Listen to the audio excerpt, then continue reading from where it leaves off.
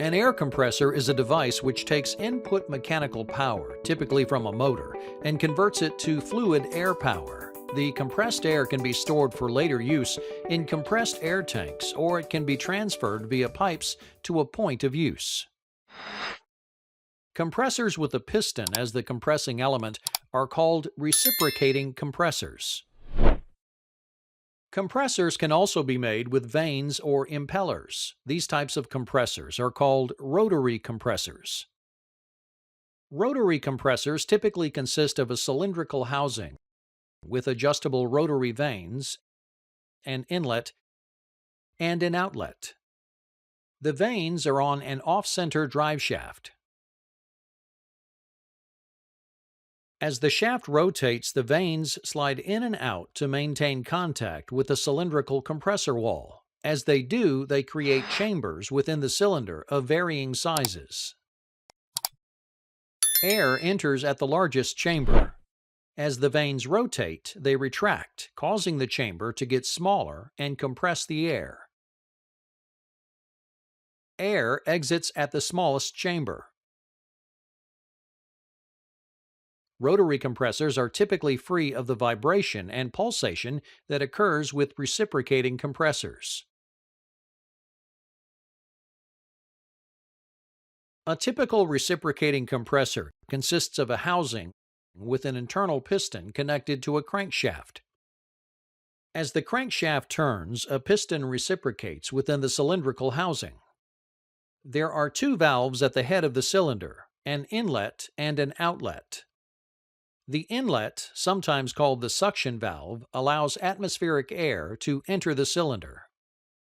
The outlet, sometimes called the discharge valve, ejects the newly compressed air from the cylinder. As the crankshaft turns, the piston lowers and raises, changing the available volume within the cylinder. The downward stroke of the piston is called the suction stroke. The upward stroke is called the compression stroke. As the piston moves downward on its suction stroke, the volume increases within the cylinder. As the volume increases, the pressure within the cylinder becomes lower than the inlet air pressure. This allows the higher pressure outside air to push open the inlet valve and allow more air into the cylinder.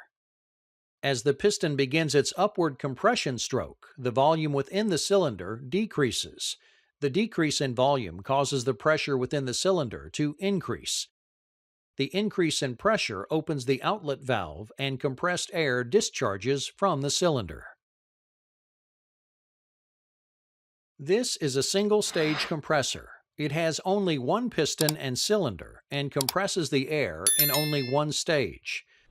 A single-stage compressor typically has a compression ratio of 5:1 with an output pressure of about 50 to 75 psi. As air is compressed, it becomes increasingly hot. If the air becomes too hot, not only is the compression cycle less efficient, but there is the hazard of an explosion if any hydrocarbon material, such as oil or lubricant, comes into contact with the overheated air.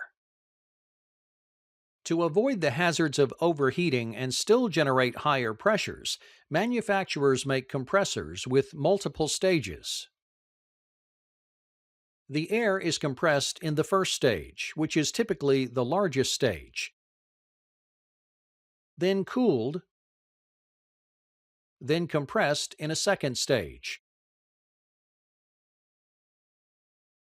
The hot compressed air from the first stage is conducted to the second stage through finned tubing which is exposed to the air from a flywheel fan.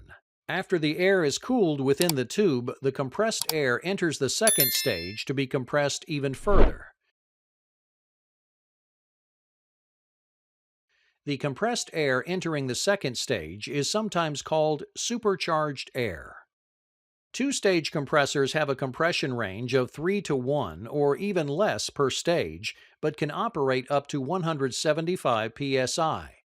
They can also deliver more air at a higher pressure than single-stage compressors of the same horsepower.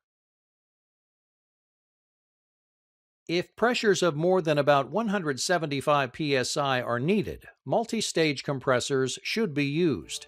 On these larger compressors, cooling may take place by circulating water instead of air. To reach a pressure of 2500 psi, as many as 6 or 7 stages may be needed, with cooling between each stage. Their versatility makes compressors one of the primary components in air production.